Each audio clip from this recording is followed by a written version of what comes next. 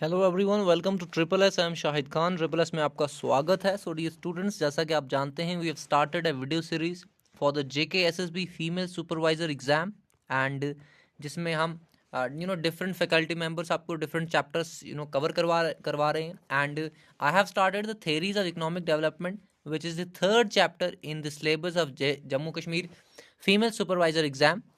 And इसका एक video already आ चुका है। This is the second video and in this video will try to look at different theories of economic development. Okay, so let's start. And if you haven't subscribed the channel, please subscribe the channel and share with your friends and colleagues. So चलते हैं, बढ़ते हैं आगे and देखते हैं क्या theories हैं economic development की। So as you can see the screen, the very first theory that we are going to discuss is classical theory of economic development. तो सबसे पहले हम classical theory of economic development को देखेंगे आज। And इसके जो चीफ एडवोकेट हैं, यानी कि जो सबसे बड़े प्रोपोनेंट हैं classical theory of economic development, वो हैं एडम स्मिथ, जो कि आप स्क्रीन देख पा रहे हैं। एंड इनकी एक बहुत फेमस बुक है, an inquiry into the nature and causes of wealth of nations. तो ये एमसीक्यू की शक्ल में आपको ये पॉइंट पूछा जा सकता है, who has written this particular book.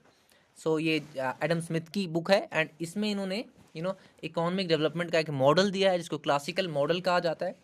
And एक और इम्पोर्टेंट फैक्ट इनके रिगार्डिंग ये है कि he is known as the father of economics. Okay, अब डेवलपमेंट पे एडम स्मिथ पे क्या व्यूज थे, चलिए देखते हैं। सबसे पहले एडम स्मिथ कहते हैं कि we should encourage capital accumulation, कि ज़्यादा से ज़्यादा कैपिटल जो है वो हमें एक्यूमुलेट करना चाहिए। आपको पता है इंडिया में बड़े बड़े कैपिटलिस्ट्स हैं, we have Reliance, we have Tata.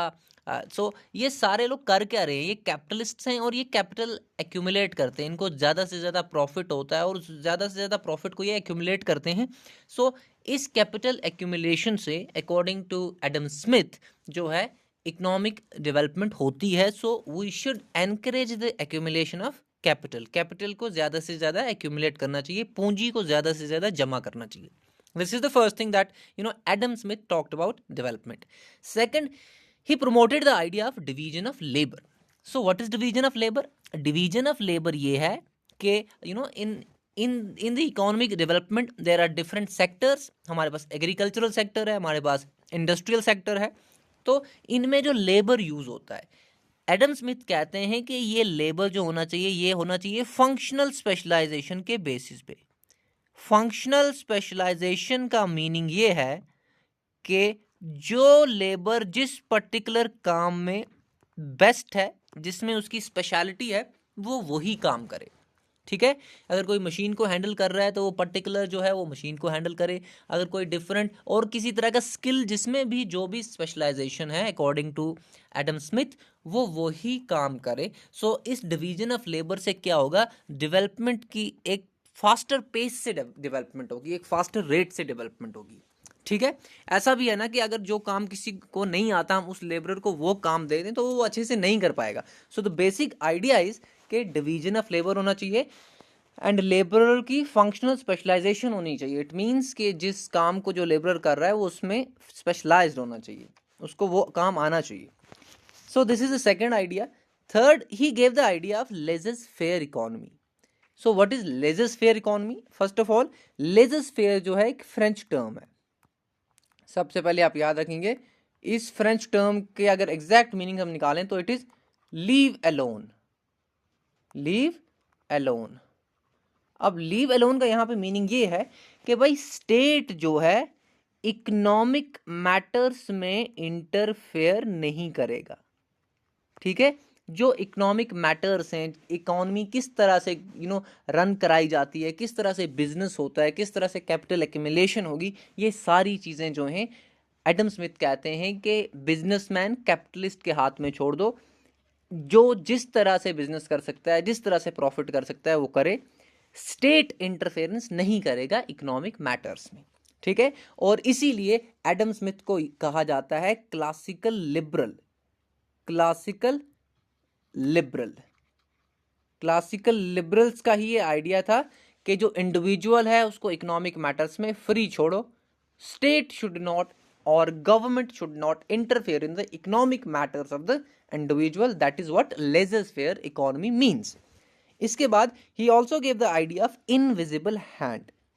Invisible hand का मीनिंग ये है कि हमारे पास जो मार्केट है, ठीक है, मार्केट में दो इंपॉर्टेंट चीजें हम देखते हैं, demand and supply. Demand and supply. अब इस डिमांड एंड सप्लाई में कभी कभी डिसइक्विलिब्रियम आता है, कभी कभी इसका बैलेंस खराब होता है, लेकिन एडम स्मिथ के अकॉर्डिंगली जो मार्केट फोर्सेस हैं, मार्केट फोर्सेस इस इक्विलिब्रियम को वापस बराबर कर देती हैं। फॉर एग्जांपल, कभी क्या होता है, अगर प्रोडक्शन ज्यादा हो रही है, किसी भी चीज की अगर प्रोडक्शन ज्यादा हो रही है, डिमांड कम हो रही है, तो अपने आप देखते हो कि प्राइस कम हो जाता है, प्राइस जो है वो डिक्रीज कर दिया जाता है। सो ये प्राइस जो डिक्रीज हुआ, ये मार्केट फोर्सेस की वजह से हुआ कि डिमांड एंड सप्लाई में इक्वेशन में जब भी चेंज आई तो प्राइस जो है या तो बढ़ेगा या तो घटेगा according to the demand and supply situation. So ये मार्केट फोर्सेस जो हैं ये अपने आप ऑटोमेटिकली इक्विलिब्रियम को क्रिएट करती हैं, ठीक है। इसमें हमें स्टेट की इंटरफेरेंस की जरूरत नहीं है कि स्टेट इंटरफेरेंस करेगा तो प्राइस को कंट्रोल करेगा, नहीं, मार्केट जो है वो खुद प्राइसेस को कंट्रोल करती है। There is an automatic equilibrium in the market, ठीक है, मार्केट फोर्सेस खुद इक्विलिब्रियम क्रिएट करती हैं। So this is the idea of invisible hand. इसके बाद कुछ चीजें हैं जो एजम्पशंस हैं हमारे पास एडम स्मिथ के। सबसे पहले एजम्पशन यही है कि लेजर स्फीयर इकोनॉमी होना चाहिए, that I have already told you people.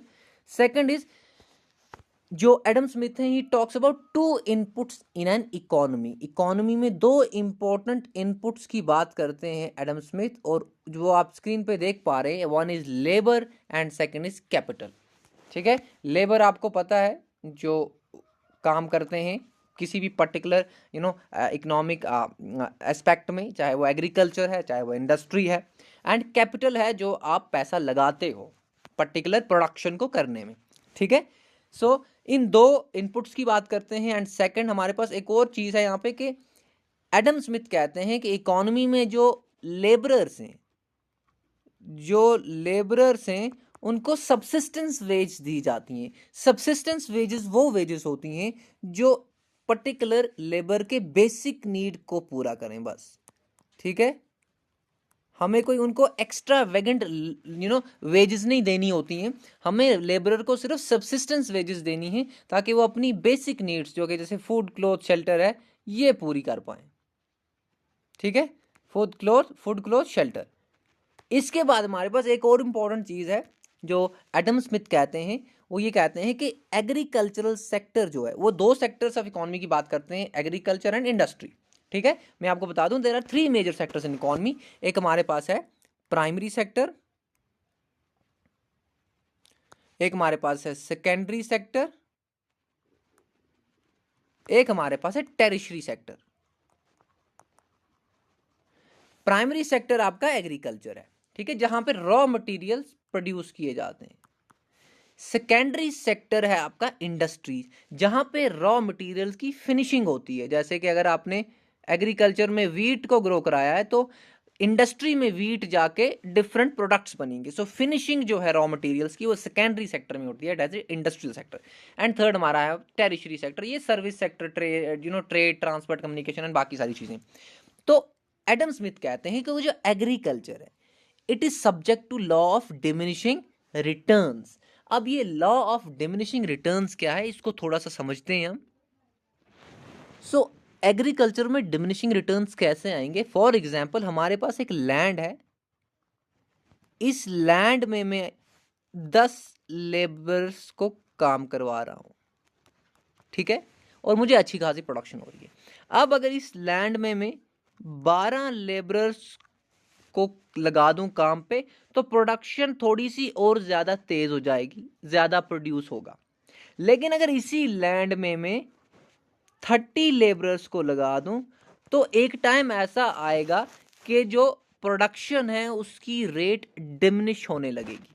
क्यों? क्योंकि लैंड उतना ही है, हमने जरूरत से ज्यादा लेबर इसमें लगा दी, ठीक है। ये कुछ इस तरह से होता है कि देखें, फॉर एग्जाम्पल हमारे पास एक लैंड है जिसमें हम कोई भी चीज प्रोड्यूस कर रहे हैं, तो पहले तो उस लैंड में प्रोडक्शन तेजी से बढ़ेगा, लेकिन एक टाइम ऐसा आएगा, क्योंकि हम लैंड एक ही है, हम लेबर ज़्यादा से ज़्यादा, उसमें इनपुट ज़्यादा से ज़्यादा दे रहे हैं, लेकिन एक टाइम ऐसा आएगा कि जब वो मार्जिनल प्रोडक्ट जो होता है, देखें मैं आपको समझा दूं, यहाँ पे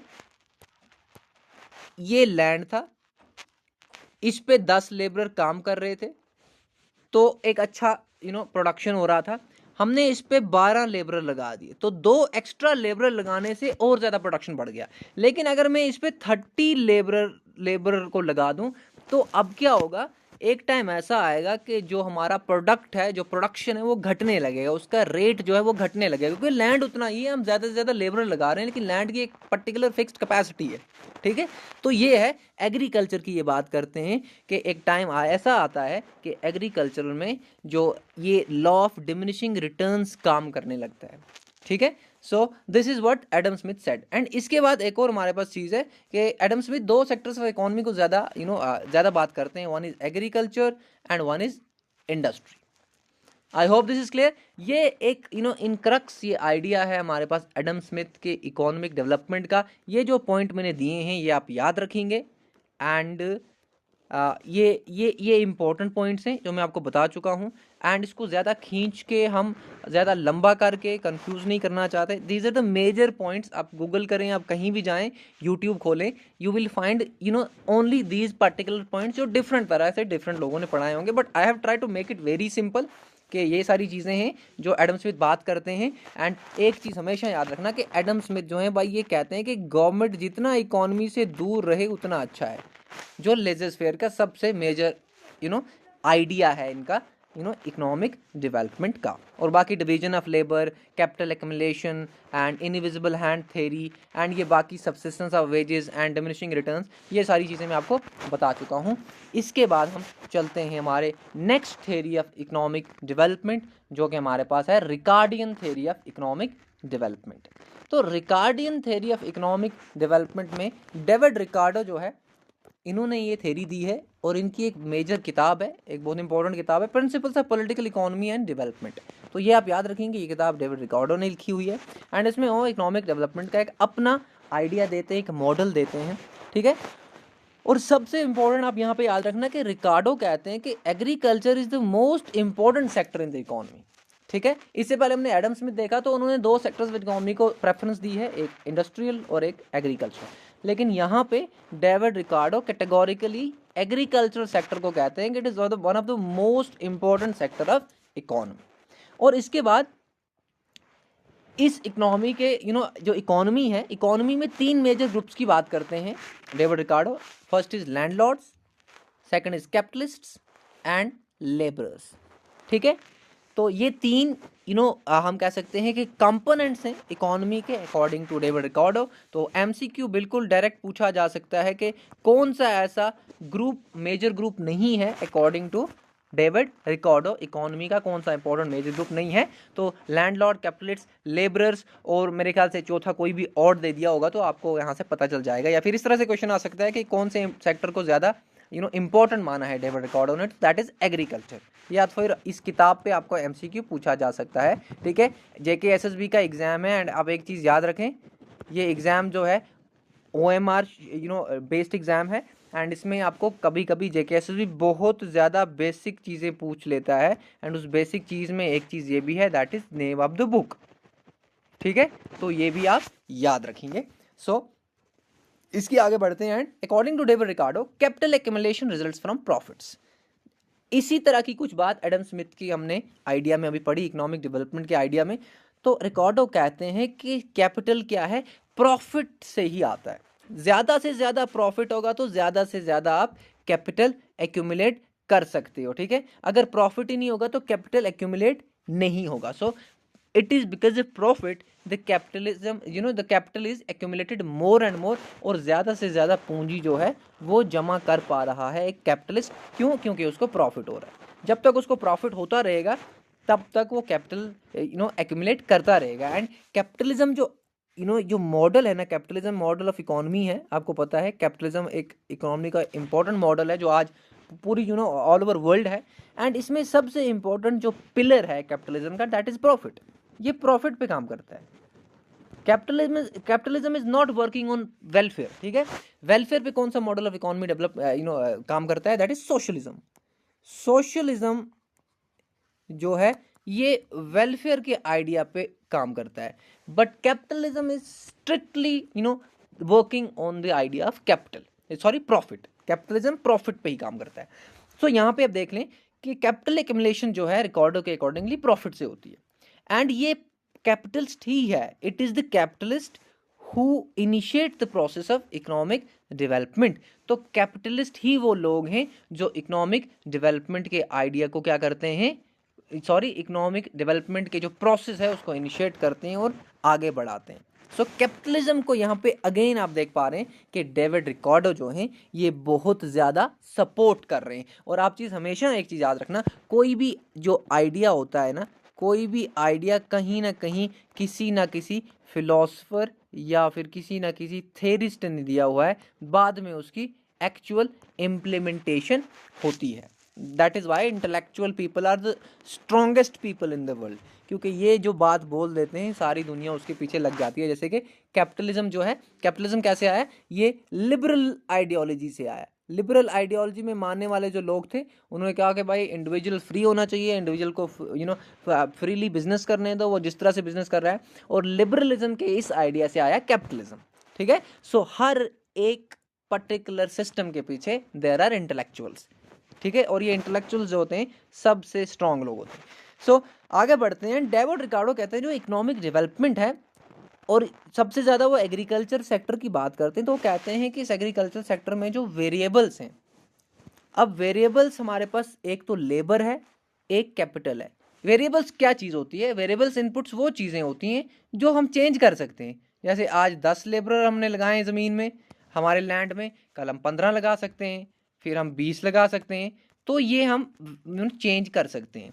इसी तरह से कैपिटल है, हम 10 लाख अपने बिजनेस में शुरू कर सकते हैं, लगा सकते हैं, फिर 20 लाख फिर हम इसको ज़्यादा से ज़्यादा इंक्रीज कर सकते हैं। लेकिन एक चीज़ डेविड रिकार्डो कहते हैं कि जो लैंड है, लैंड जो है ये वो इनपुट है जो फिक्स्ड है, ठीक है। और ये बिल्कुल एक बिल्कुल कॉमन सेंस की बात भी है कि लैंड उतना ही रहेगा, आप उसमें 50 लेबर भी लगा दो, एक लैंड की जो कैपेसिटी है वो उसकी कैपेसिटी के अकॉर्डिंगली आप उससे प्रोड्यूस जो है वो ले सकते हो, ठीक है। So land is fix and labour and capital R the variable inputs. इसके आगे हम चलते हैं, एंड हमारे पास इकोनॉमिक ग्रोथ के 2 स्टेजेस बताते हैं डेविड रिकार्डो, और ये बहुत इंपॉर्टेंट स्टेजेस हैं। यहाँ पे एक डायग्राम भी है थोड़ा सा इजी अंडरस्टैंडिंग के लिए।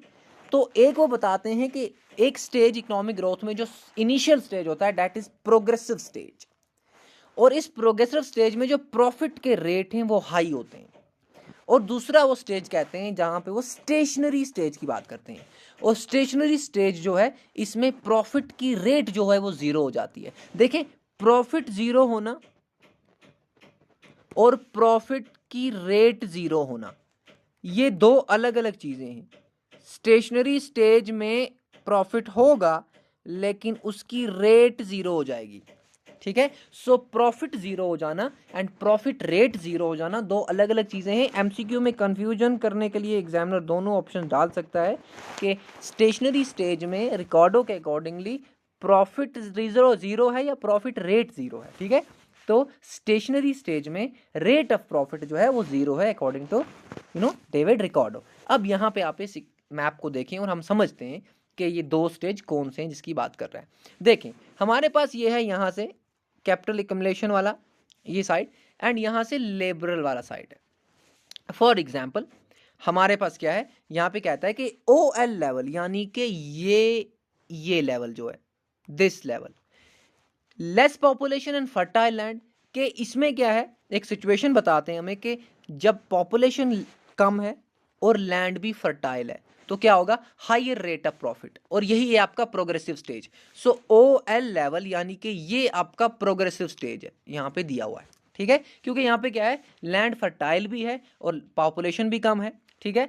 तो फर्टाइल लैंड है और उसमें हमें ज़्यादा प्रोडक्शन भी नहीं करना है, ठीक है। तो उसमें क्या होगा, उसमें जो प्रॉफिट के रेट होंगे वो ज़्यादा होंगे। सेकंड थिंग, OL1 लेवल, अब ये जो लेवल है OL1 दिस लेवल, यहाँ पे कह रहा है डेविड रिकार्डो कहते हैं कि output is highest eight point Q. तो क्यू पॉइंट पे, दिस पॉइंट, यहाँ पे प्रॉफिट जो है वो सबसे ज़्यादा होगा, सॉरी आउटपुट जो होगा वो सबसे ज़्यादा होगा। लेकिन इसके बाद यहाँ से ये स्टेशनरी स्टेज शुरू हो जाता है। कैसे शुरू हो जाता है? फॉर एग्जांपल पॉपुलेशन अब बढ़ गई है, यहाँ पे पहले स्टेज में पॉपुलेशन कम है, लैंड भी फर्टाइल है, तो इसीलिए रेट्स ऑफ प्रॉफिट ज़्यादा हैं। लेकिन अब दूसरे स्टेज में क्या हुआ, स्टेशनरी स्टेज में क्या हुआ कि अब पॉपुलेशन बढ़ गई, पहली चीज़ पॉपुलेशन इंक्रीज हो गई, एंड लैंड की फर्टिलिटी भी कम हो गई। लैंड की फर्टिलिटी जो है वो भी कम हो गई। तो अब क्या होगा, अब बाकी लैंड्स पर भी हम प्रोडक्शन करने लगेंगे, ठीक है, जिसको क्या कहा जाता है, इंफीरियर ग्रेड्स ऑफ लैंड्स। क्योंकि डेविड रिकार्डो जो है वो लैंड्स को कैटेगराइज करते हैं कि सबसे फर्टाइल लैंड, फिर उससे थोड़ा कम फर्टाइल लैंड, फिर उससे कम फर्टाइल लैंड, फिर वो लैंड जहाँ पे फर्टिलिटी बिल्कुल भी नहीं है। तो ऐसे ही डेविड रिकार्डो कहते हैं कि पॉपुलेशन जब बढ़ गई और लैंड की पर्टिकुलर फर्टिलिटी जो है वो कम हो गई, तो हम बाकी लैंड्स में भी अब प्रोडक्शन करने की कोशिश करेंगे। और यहाँ से शुरू होता है स्टेशनरी स्टेज के जब प्रॉफिट के रेट्स जो हैं वो कम हो जाएंगे। और ये आप देख पा रहे हैं, ये स्टेशनरी स्टेज है। अब यहाँ से प्रॉफिट के रेट जो है वो जीरो हो जाएगी, ठीक है। एक बार फिर से एक क्रक्स में मैं आपको बता दूं, देखें यहाँ पे थोड़ा सा इसको हम बड़ा करते हैं, ओके, एंड यहाँ पे आप देख पा रहे हैं रिकॉर्ड के अकॉर्डिंगली ये पहला स्टेज है जो प्रोग्रेसिव स्टेज है। यहाँ पे प्रॉफिट का जो रेट है वो इंक्रीजिंग रेट है, इंक्रीजिंग रेट से प्रॉफिट बढ़ रहा है प्रोग्रेसिव स्टेज में। ये दूसरा स्टेज जो है इसको कहते हैं रिग्रेसिव स्टेज। रिग्रेसिव स्टेज, यहां भी प्रॉफिट बढ़ रहा है लेकिन डिक्रीजिंग रेट से प्रॉफिट बढ़ रहा है, ठीक है। एंड फिर तीसरा स्टेज है स्टेशनरी स्टेज, जहां पे ये देखें ये लाइन जो है अब सीधी हो चुकी है। इट मींस प्रॉफिट जो है उसका रेट जीरो हो चुका है। प्रॉफिट का रेट क्या है, जीरो हो चुका है। एंड इसमें कौन कौन से फैक्टर्स काम कर रहे हैं, एक तो आपका लैंड की फर्टिलिटी यहाँ पे काम कर रही है, फर्टिलिटी ज़्यादा कम हो गई तो ज़्यादा से ज़्यादा लैंड हम यूज़ करेंगे, मोर एंड मोर लैंड हम उसमें प्रोडक्शन करने की कोशिश करेंगे। बट स्टेशनरी फेज में जो इकोनॉमिक ग्रोथ है उसकी रेट जो है प्रॉफिट की वो कम हो जाएगी, ठीक है। और इसमें पॉपुलेशन भी एक फैक्टर है जो काम करता है अकॉर्डिंग टू डेविड रिकार्डो, ठीक है, ये भी आप याद रखेंगे। तो ये तीन स्टेजेस जो हैं ये आप याद रखेंगे according to David Ricardo. And ज़्यादा हम इसको कंफ्यूज नहीं करेंगे, it is very easy to understand कि यहाँ पे आप देख पा रहे हो कि ये प्रॉफिट लाइन है, ये प्रॉफिट रेट जो है ये इंक्रीज हो रहा है, इंक्रीज हो रहा है, यहाँ से पहुंचा रिग्रेसिव स्टेज में गया तो इसकी रेट जो है अब डिक्रीज हो रही है, प्रॉफिट तो हो रहा है बट रेट डिक्रीज हो रही है। अब यहाँ पे क्यू पे पहुंचा तो सबसे ज़्यादा आउटपुट होता है इस पॉइंट पे, और इसके बाद ये प्रॉफिट की लाइन बिल्कुल सीधी होगी। इट मींस रेट जीरो हो चुका है, प्रॉफिट तो होगा बट रेट जीरो हो चुका है। That is what Ricardo says के स्टेशनरी स्टेज में प्रॉफिट रेट जीरो होता है, ठीक है। I hope this is clear.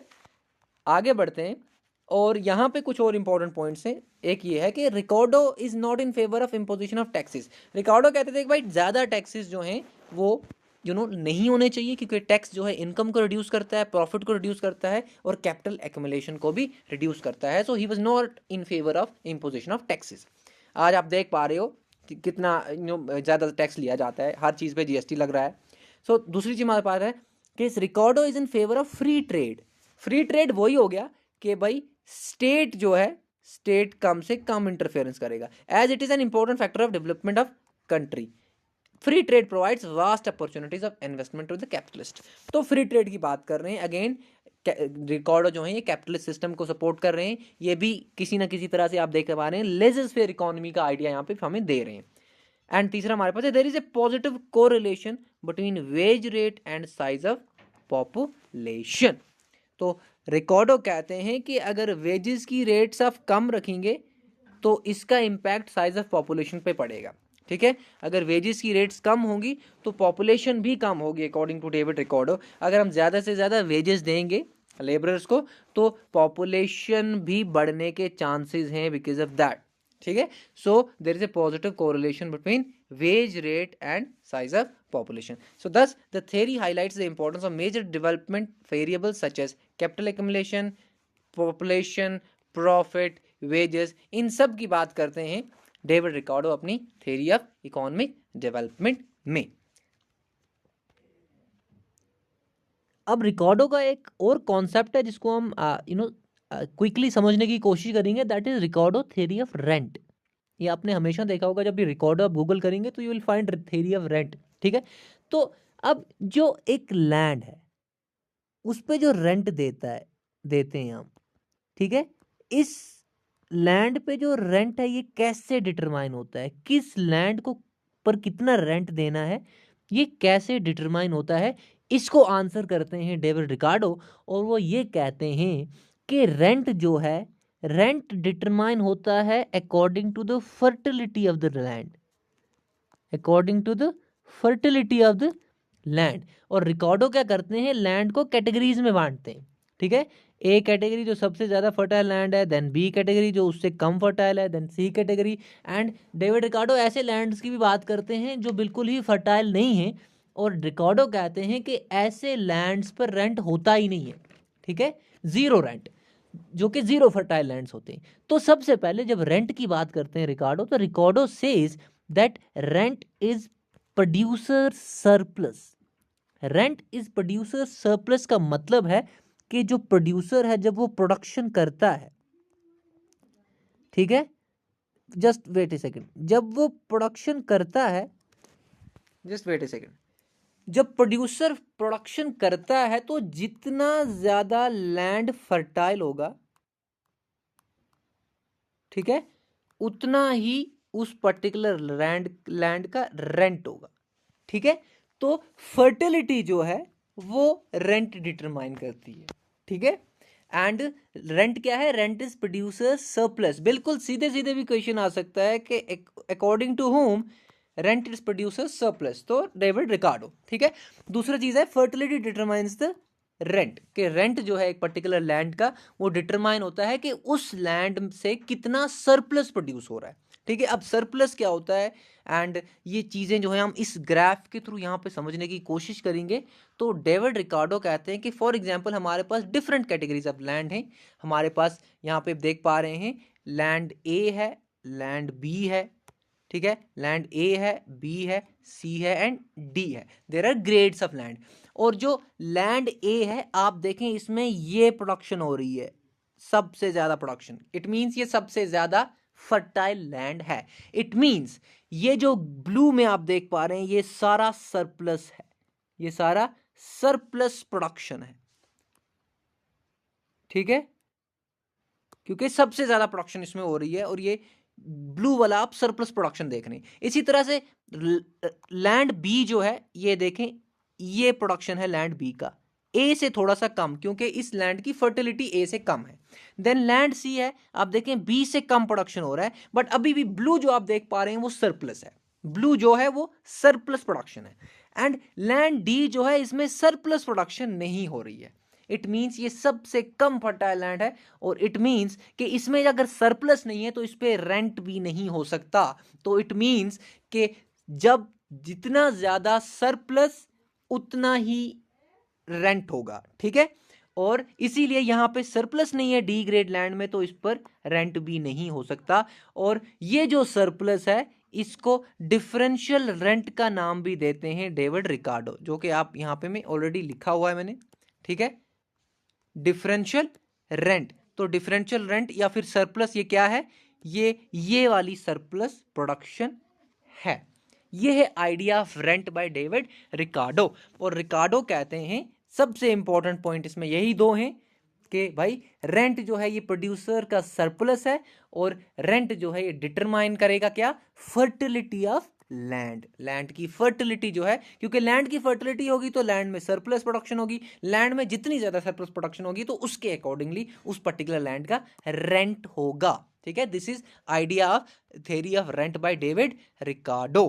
ठीक है, I hope this is clear. या फिर एक और तरीके से मैं आपको समझा सकता हूं कि अगर ये लैंड ए था, ठीक है, ये लैंड ए था हमारे पास, यहाँ पे देखें आप प्रोडक्शन कितनी हो रही है, यहाँ पे हमने इस लैंड में हमने जो कॉस्ट है, यहाँ पे एक चीज आप याद रखना, ये कॉस्ट सब में सेम है, ठीक है।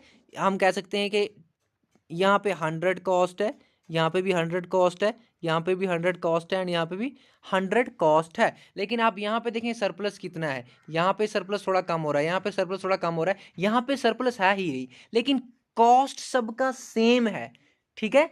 तो अब यहाँ पे डिटरमाइन क्या कर रहा है, यहाँ पे प्रोडक्शन को फर्टिलिटी डिटरमाइन कर रही है प्रोडक्शन को, ठीक है, क्योंकि कॉस्ट तो सब में सेम लग रहा है, लेकिन फर्टिलिटी डिटरमाइन हो रही है, सॉरी फर्टिलिटी ही डिटरमाइन कर रही है कि प्रोडक्शन कितना होगा।